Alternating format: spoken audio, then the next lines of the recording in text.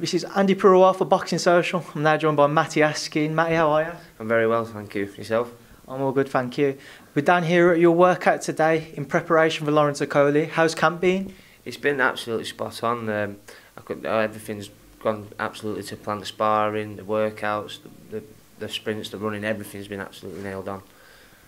When you have these final few events in the week, you must just get an itch and must just be wanting to get into that ring now, especially when you might see him later on having his own workout. Yeah, it's for me, these sort of things are not the best things I enjoy, you know, coming and doing this sort of stuff now, so close to the fight, but it has to be done. But, you know, once you start hitting them pads, that's when you start getting that buzz thinking, right, I'm ready now, I'm ready, let's just get it done. Now, obviously, there's been a lot of hype around Lawrence because of how quickly he's escalated through the ranks. What are your thoughts on Lawrence himself and his boxing abilities? I don't think his boxing ability has been brilliant. He's very raw, very erratic, but he can clearly punch, you know. But you've got to understand the people he's boxed so far have been sitting ducks. You know, they've been journeymen, they've been paid to stand and be punished, you know, and make him look good. I'm not here to be doing that. I'm here to take full advantage and take him out.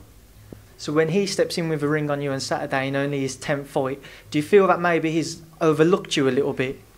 Maybe, possibly. I think he's believing his own bullshit. I think he thinks, you know, he's putting these philosophical quotes on, saying how good he is, how much of a savage he is, and I think he's got it into his head that that's what he believes. And when it starts falling apart on Saturday, he's going to have a big long look at himself. I think, fucked up here. So what type of fight are you anticipating or expecting it to be on Saturday night? I think it's going to be a very rough fight, and a battle of the attrition for me personally. So what's Lawrence going to be coming in against that you're going to bring that he hasn't had to face previously? Sheer power and aggressiveness. You seem very relaxed at the minute. Do you ever get nervous or do you ever get the tension or anything building as you get closer? Yeah, usually when they go, you're up next, that's when you just go, oh, shit. But no, at the minute I'm raring to go, and this is what it's about. You come away with a victory. What are you looking at maybe beyond that? What are your thoughts in terms of pushing on? I did see an article saying you was considering if down the line you believe you can get to world level. Is that your aim? Yeah, I mean, whether people believe it or not, I don't know, but I truly believe that I can fight for a world title. But again, I've got an obstacle in my way in a big, rangy lad in Okolie, so now it's about putting this performance on, and then we sit down and then we talk. But for now, it's Okolie.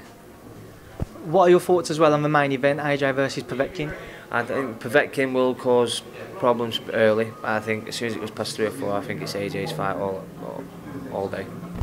And also big fight for David Price. Some are calling it his last chance to make a statement in this division. What are your thoughts on David's fight? I've never watched his opponent, but David's a big, tall, rangy guy himself, and he can punch, so he's always going to have that chance. So, and I wish him the best of luck, and I hope he pulls it off. And in your division, just at the end of last week, we had Usyk-Bellew announced. What are your thoughts on that? I think it's a brilliant competitive fight, and I genuinely believe that Tony Bellew will go in there and give it everything. What type of fight do you anticipate it being? I think Tony Bellew will bring him into a fight. He's not going to try and stand and outbox someone that's that clever at boxing. I think he's got to take it to him, go forward, and let him feel some of his power. And we've also just saw Gennady Golovkin versus Canelo. What were your thoughts on that over the weekend?